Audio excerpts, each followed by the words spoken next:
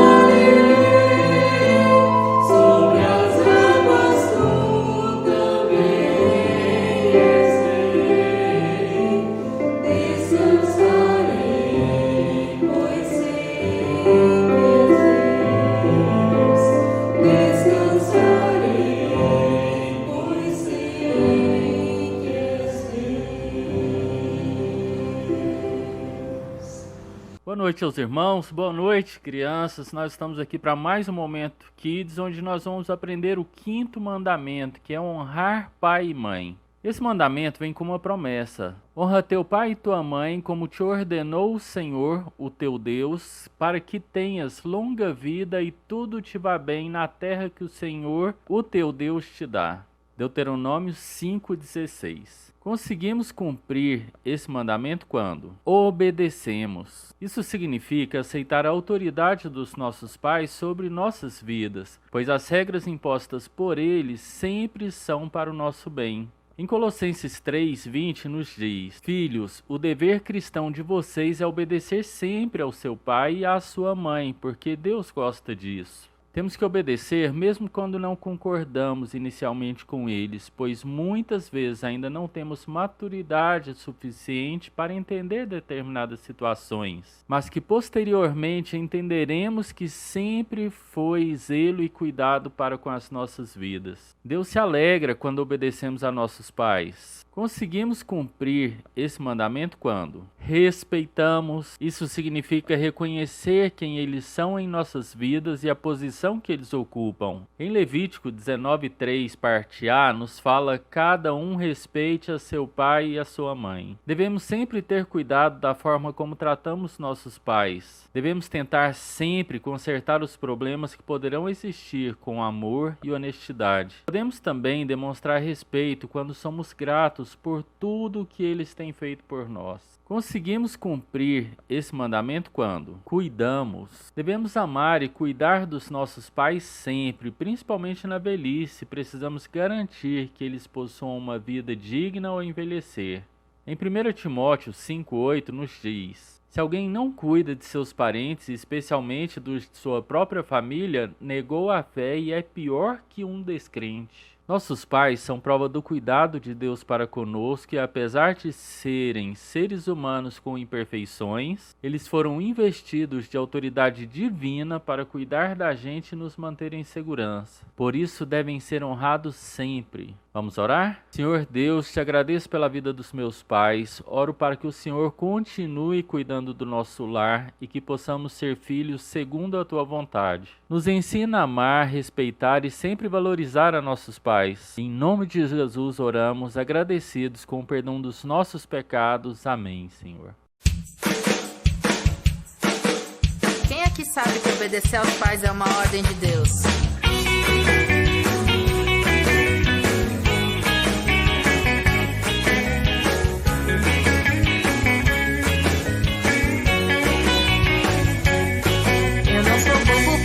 Nas armadilhas do mal, eu sei que desobedecer meus pais não é legal, pois o Senhor me prometeu que para eu viver mais eu tenho que obedecer e honrar os meus pais. Se a mamãe manda dormir eu vou sem reclamar, depois que brinco meus brinquedos todos eu vou guardar, faço a lição e vou pra escola sem chorar, porque se eu quero ser alguém eu tenho que estudar. Eu vou obedecer minha mãe e o meu pai, eu vou obedecer, que eu quero viver mais, eu vou obedecer. Meus pais sabem mais o que é melhor pra mim. Eu vou obedecer, o mal não vai me enganar, eu vou obedecer. E Deus vai se alegrar e o Senhor, meu Deus, cumpre o que prometeu, vida mais longa vai me dar. Menino, olha o carro. Menino, olha o cachorro, solta o rabo dele. Menino, olha pra atravessar a rua. Eu não sou bobo pra cair nas armadilhas do mal, eu sei que desobedecer meus pais não é legal, pois o Senhor me prometeu que para eu viver mais eu tenho que obedecer e honrar os meus pais. Se a mamãe manda dormir eu vou sem reclamar, depois que brinco meus brinquedos todos eu vou guardar, faço a lição e vou pra escola sem chorar, porque se eu quero ser alguém eu tenho que estudar. Eu vou obedecer minha mãe e o meu pai, eu vou obedecer. Eu quero viver mais, eu vou obedecer. Meus pais sabem mais o que é melhor pra mim. Eu vou obedecer, o mal não vai me enganar, eu vou obedecer. E Deus vai se alegrar e o Senhor, meu Deus, cumpre o que prometeu, vida mais longa vai me dar. Menina, não fala com estranho. Já fez sua lição? Menino, sai de perto do fogão!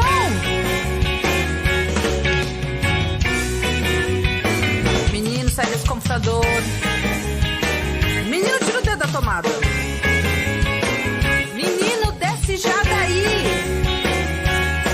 Eu vou obedecer a minha mãe e o meu pai, eu vou obedecer, que eu quero viver mais, eu vou obedecer. Meus pais sabem mais o que é melhor pra mim. Eu vou obedecer, o mal não vai me enganar, eu vou obedecer. E Deus vai se alegrar e o Senhor, meu Deus, cumpre o que prometeu, vida mais longa vai me dar. Vida mais longa vai me dar. Tá bom, eu vou obedecer.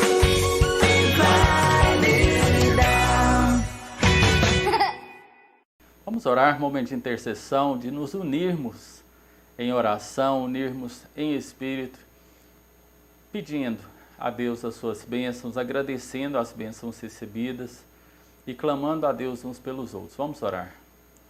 Senhor Deus, nosso Pai, te agradecemos, Senhor, por mais uma vez estarmos na Tua presença, Senhor. Te louvamos, ó Deus, pelo dia que o Senhor nos deste. Te louvamos, ó Deus, pela salvação em Cristo Jesus. Te louvamos, ó Deus, pelas Tuas misericórdias que se renovam a cada manhã. Te louvamos, ó Deus, pelas muitas bênçãos que recebemos a todo instante, Senhor, e que são incontáveis. Ó Deus, te pedimos perdão, Senhor, porque muitas vezes não somos gratos a Ti, Senhor, por tudo que o Senhor tem feito, por todos os benefícios que o Senhor tem nos dado, Senhor. Nós te louvamos, ó Deus, porque Tu és um Deus cuidadoso, és um Deus de amor, um Deus que cuida do Teu povo, um Deus que se preocupa, que provém, ó Deus, aquilo que nós precisamos. Meu Deus, por isso, diante de Ti, nós colocamos agora as nossas súplicas, Senhor. Ó Deus, colocamos nas Tuas mãos, Senhor, a vida daqueles que estão enfermos. Ó Deus, esteja restaurando, cuidando cada um, Senhor, conforme o Teu propósito. Ó Deus, pedimos que o Senhor venha consolar aqueles que estão aflitos, Senhor, que estão desesperados. Ó Deus, pedimos que o Senhor venha confortar aqueles que estão enlutados, Senhor. Esteja, ó Deus, dando conforto a esses corações entristecidos, Senhor. E dando a eles a certeza, ó Deus, que a alegria vem pela manhã. Ó Deus, cuida dessas pessoas. Cuida, meu Deus, não apenas do provimento, Senhor, espiritual, mas também do alimento, Senhor, das roupas, do sustento, ó Deus. Te pedimos, ó Deus, que o Senhor esteja abençoando aqueles que têm participado dos nossos cultos, Senhor, que têm se alegrado, que têm chorado com a gente, Senhor, que têm tido a vida edificada, a vida transformada, Senhor. Ajunta, Senhor, mais a estes, Senhor. Ó Deus, que a Tua palavra possa sempre vir forte nos nossos corações, Senhor. Que nós possamos ser sempre balançados por ela, Senhor, para transformarmos as nossas vidas, Senhor, para mudarmos as nossas atitudes. Ó Deus, que hoje seja dia de transformação nas nossas vidas. Ó Deus, pedimos, Senhor, pelo nosso país, Senhor, pelo mundo em geral. O Senhor esteja abençoando os governantes, Senhor, os líderes, orientando-os, ó Deus, nas decisões corretas a tomarem, Senhor. Nós te louvamos, ó Deus, pelas vacinas que estão surgindo, pelos nossos irmãos, pelos nossos amigos, pelos nossos familiares que têm tomado a vacina, ó Deus. Entanto, Senhor, cremos que a proteção principal vem de Ti, Senhor.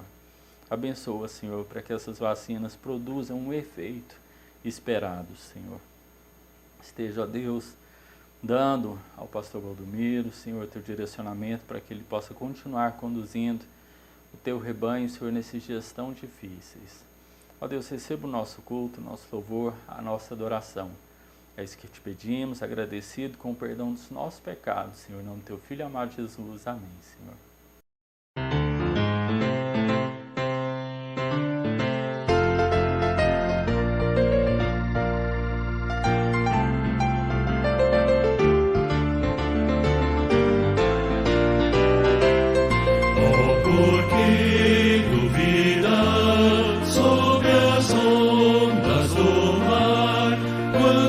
Cristo caminho abrir.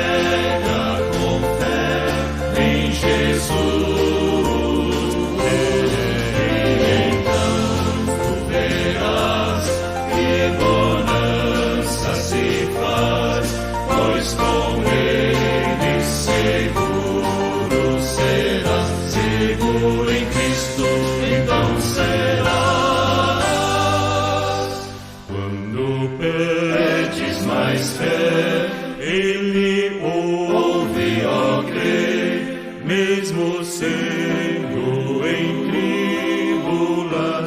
tribulação. Quando a mão de poder o teu ego tirar, sobre as ondas poderás andar. Solta o cabo da nau, solta o cabo da nau, toma os remos nas mãos e navega com fé em Jesus. E então tu verás que bonança se faz, pois com Ele seguro serás, seguro em Cristo. Solta o cabo da nau, toma os remos nas mãos e navega com fé em Jesus. E então tu verás que bonança se faz, pois com Ele seguro serás, pois com Ele seguro serás. Solta o cabo da nau.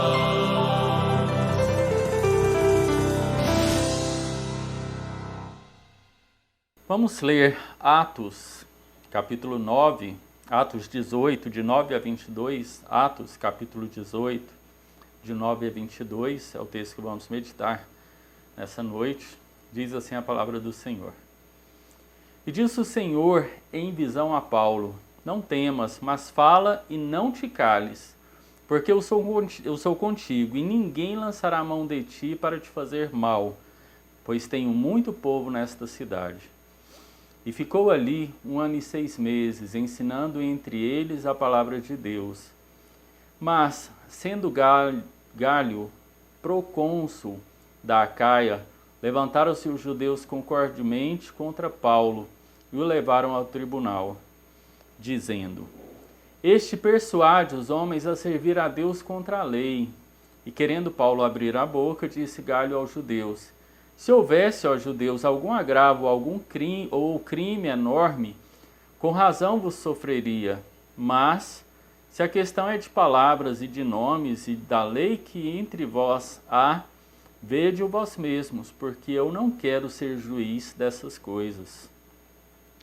E expulsou-os do tribunal. Então todos os gregos agarraram Sóstenes, principal da sinagoga, e o feriram diante do tribunal. E a Gálio nada destas coisas o incomodava. E Paulo, ficando ainda ali muitos dias, despediu-se dos irmãos e dali navegou para a Síria, e com ele Priscila e Áquila, tendo raspado a cabeça em Cencreia, porque tinha voto. E chegou a Éfeso, e deixou-os ali, mas ele, entrando na sinagoga, disputava com os judeus. E rogando-lhe eles que ficassem por mais algum tempo, não conveio nisso. Antes se despediu deles, dizendo: é-me de todo preciso celebrar a solenidade que vem em Jerusalém. Mas querendo Deus, ou seja, se Deus quiser, outra vez voltarei a vós. E partiu de Éfeso. E chegando a Cesareia, subiu a Jerusalém e, saudando a igreja, desceu a Antioquia. Amém? Na semana passada e em mensagens anteriores, nós temos dito aqui que Deus sempre tem aberto portas. E sempre que Ele abre, o inimigo tenta fechar essas portas, principalmente quando se trata de igreja primitiva. Mas também acontece nos dias de hoje. E algumas vezes essas portas fechadas partem da gente. Nós fechamos estas portas por desânimo ou por desistência. Nós vimos também na semana passada 2 estímulos que Deus deu a Paulo quando Paulo se encontrou em situações difíceis, em situações de desânimo, de desistência. Esse estímulo serviu para que ele pudesse prosseguir no Evangelho, que ele pudesse prosseguir a levar a palavra de Deus, a cumprir a vontade de Deus. E também serve de estímulo e também está à disposição de nós hoje. Então, o primeiro estímulo que nós vimos foi Paulo receber colaboradores dedicados, Priscila, Áquila e outras pessoas dedicadas que auxiliaram Paulo no ministério. A segunda foi a oposição. A oposição se levantou e Paulo se fortaleceu através da oposição para levar a palavra do Senhor. E hoje nós vamos ver mais 2 estímulos importantes que Deus enviou a Paulo diante das dificuldades que ele encontrava. A conversão de Crispo, um importante líder judeu, criou mais oportunidades, mas também, por outro lado, aumentou ainda mais a oposição do inimigo. Não é de se espantar que a comunidade judaica de Corinto ficou furiosa, pois um líder havia se convertido.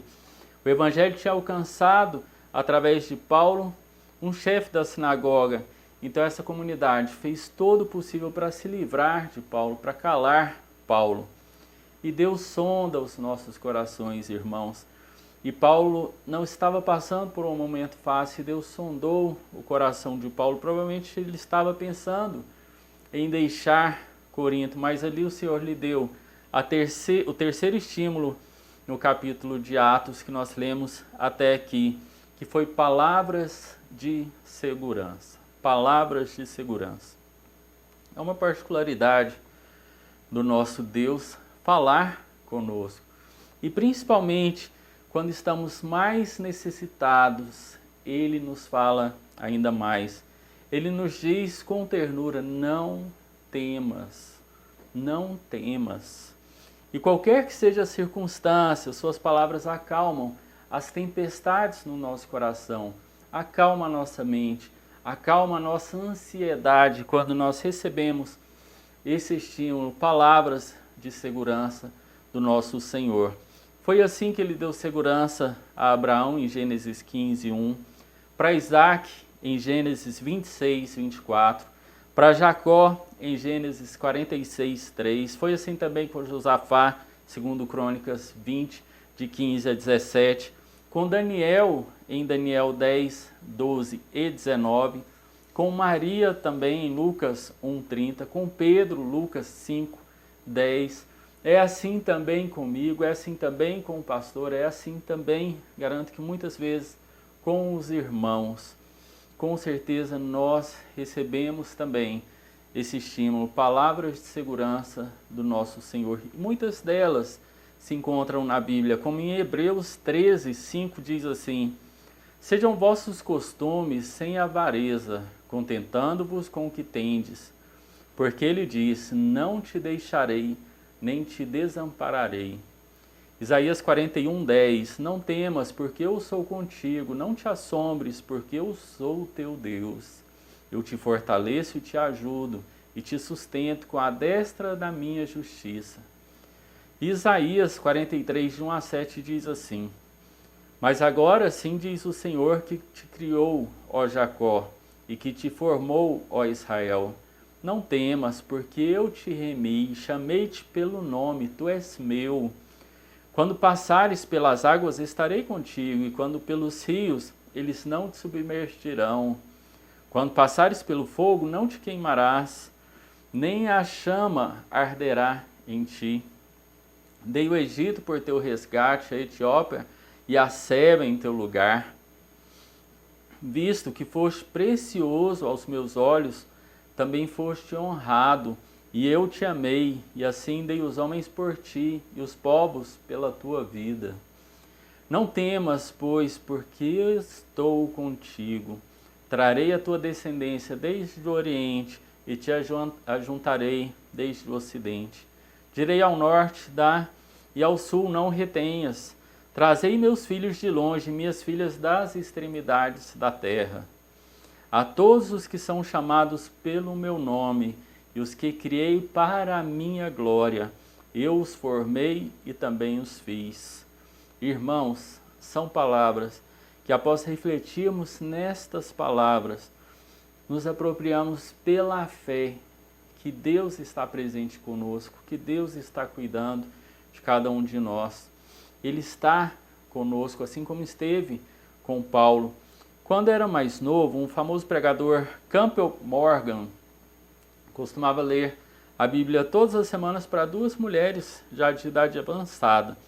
Um dia, quando ele terminou de ler as últimas palavras de Mateus 28, eis que estarei convosco todos os dias até a consumação dos séculos, Morgan disse às 2 senhoras, que promessa maravilhosa. E uma delas respondeu, meu jovem, isso não é promessa, é uma certeza. Isso é uma certeza. As promessas que Deus faz na sua palavra, quando encontram um coração contrito, com fé, elas se transformam em certeza, irmãos. Paulo foi encorajado não apenas pela presença do Senhor, mas também por suas promessas. Jesus garantiu ao seu apóstolo que ninguém lhe faria mal, que ele ainda conduziria muitas pessoas ali que precisavam de salvação à salvação. A declaração tenho muito povo nesta cidade mostra o quanto o Senhor conhece aqueles a quem a ele pertence. A igreja de Deus é constituída de pessoas escolhidas nele antes da fundação do mundo. Efésios 1:4 declara isso. Atos 13:48 também declara isso. Queridos irmãos, ele conhece aqueles que pertencem a ele. A soberania de Deus na eleição não restringe a nossa responsabilidade de evangelizar, de levar a palavra de Deus às pessoas. Pelo contrário, a eleição divina é um estímulo que nós temos para a pregação do evangelho. Pelo fato de Paulo saber que Deus havia preparado pessoas para serem salvas, ele permaneceu onde ele estava, ele pregou o evangelho com fé, com coragem, com responsabilidade. A responsabilidade de Paulo ali era obedecer à comissão e a responsabilidade de Deus era de salvar os pecadores que se arrependiam.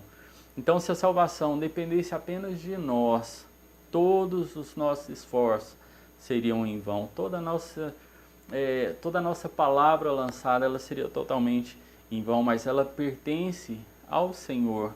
A salvação pertence ao Senhor. Nós podemos esperar que Deus abençoe a sua palavra e que salve as almas perdidas. John Stott, certa vez, escreveu: em momento algum as Escrituras revelam o mistério da eleição e é preciso cuidado, qualquer um que tente sistematizar esse mistério com excessiva precisão ou rigor.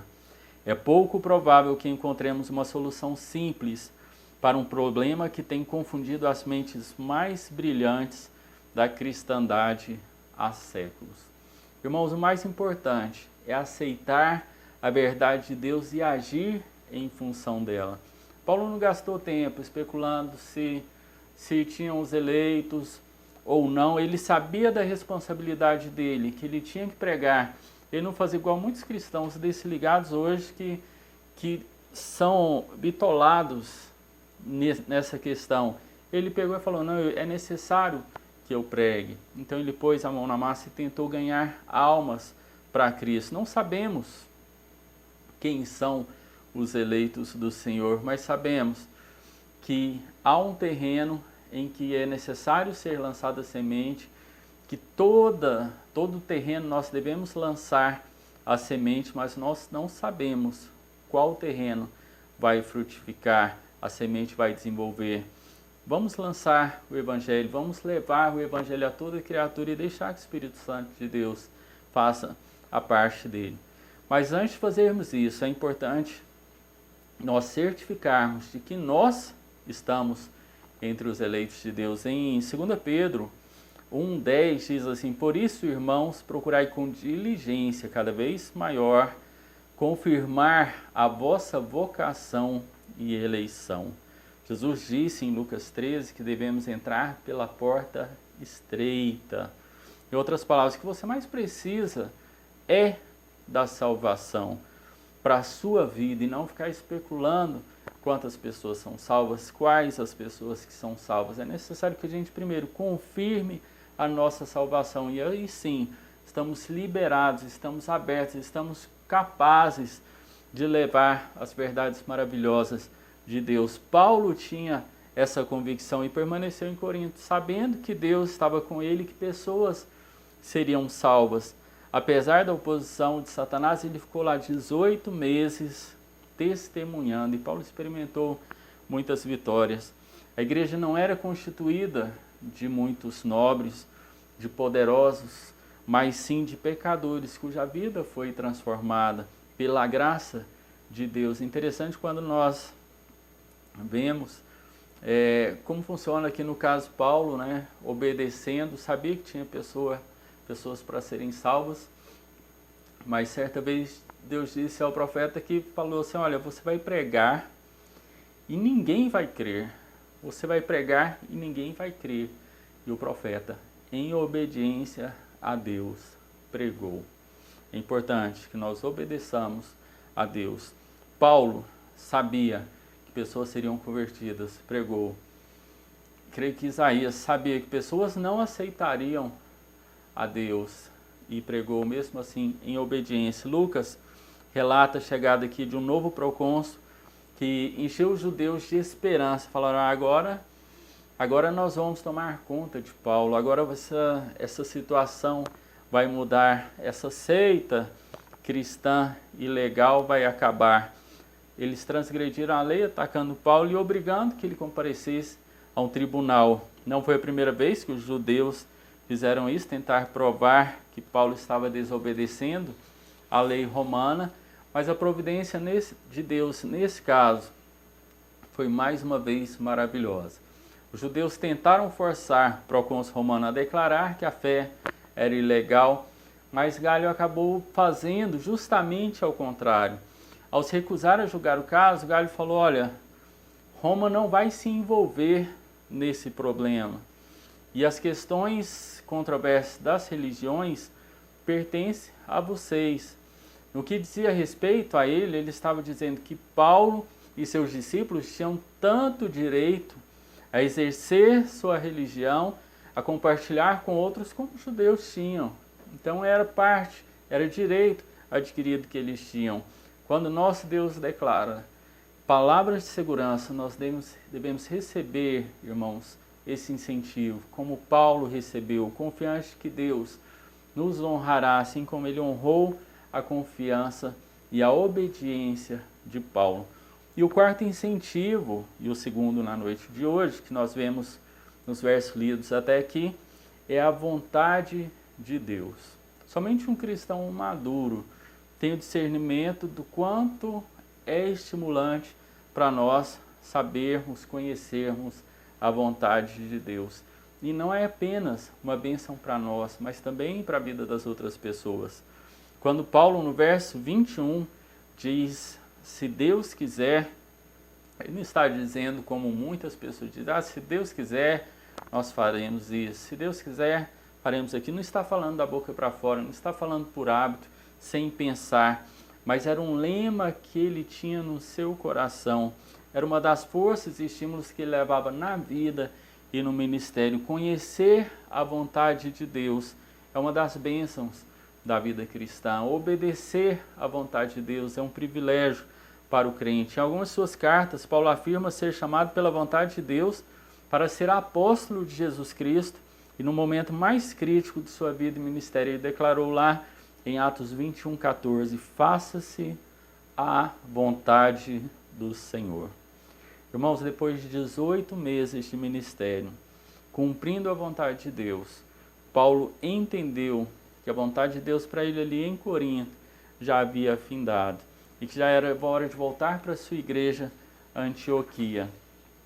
E em Éfeso, os judeus da cidade se mostraram muito mais receptivos à palavra e até chegaram a pedir para que ele ficasse lá, mas o apóstolo ia para Jerusalém em seguida, Antioquia, a fim de colocar a igreja à parte do que era necessário, mas ele prometeu que voltaria, ele cumpriu essa promessa lá em Atos 19:1, depois a gente também vai estudar o capítulo 19.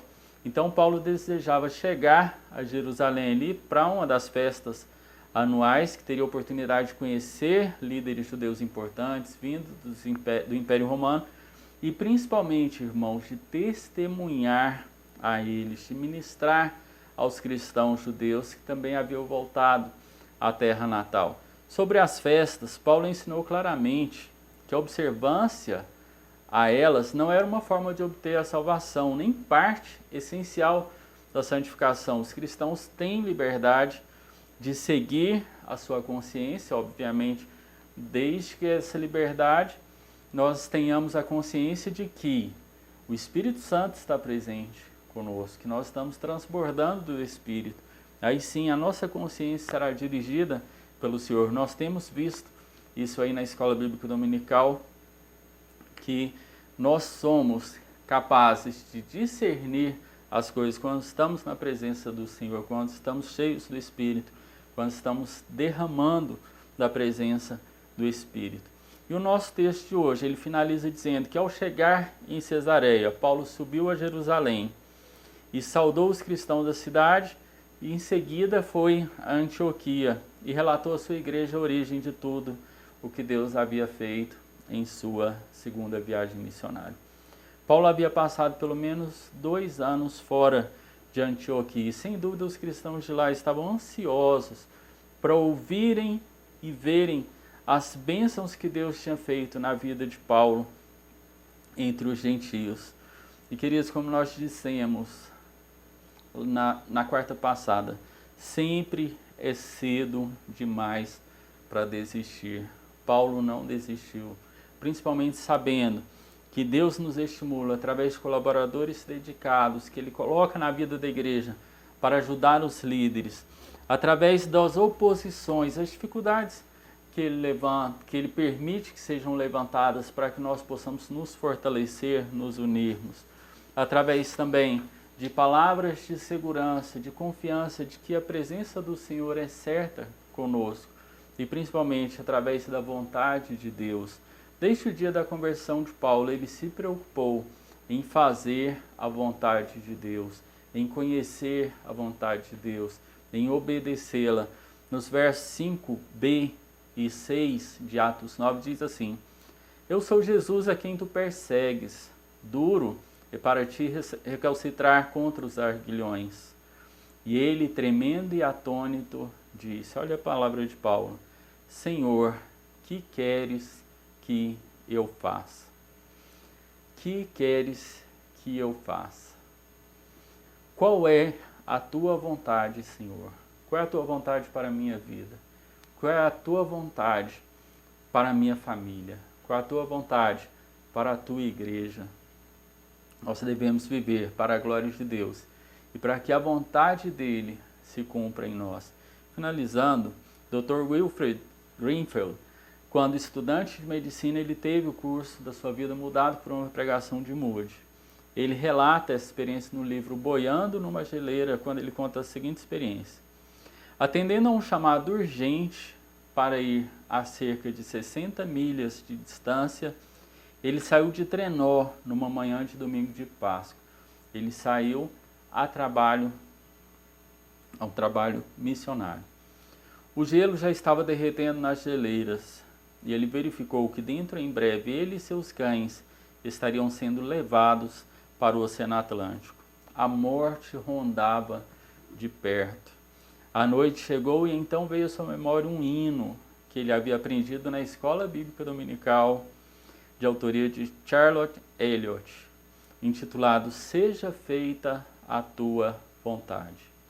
Sua alma começou a cantar e logo uma perfeita calma invadiu todo o seu ser.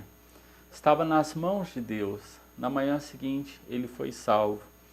Ele estava fazendo o trabalho de Deus. Ele estava cumprindo a vontade do Senhor e sabia que tudo o que acontecesse ali era da permissão e da vontade do Senhor, e sentiu, portanto, que podia orar com fé, seja feita a tua vontade.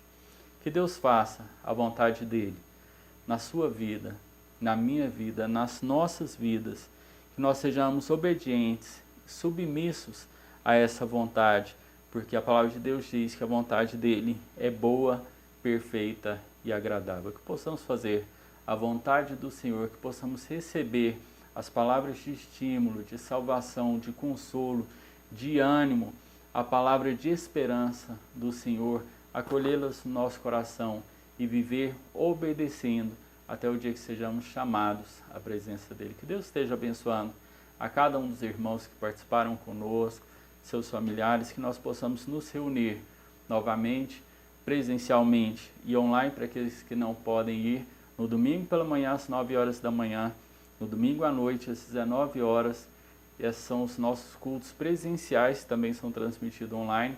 Nós também estamos tendo culto Kids no domingo pela manhã, domingo à noite, no mesmo horário. Também é transmitido pelo Facebook. Algumas vezes a gente tem dificuldade de internet, porque são 2 locais.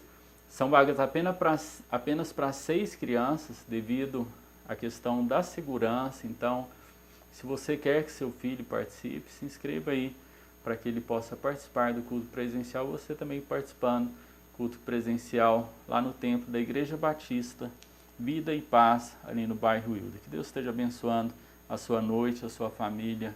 Um grande abraço.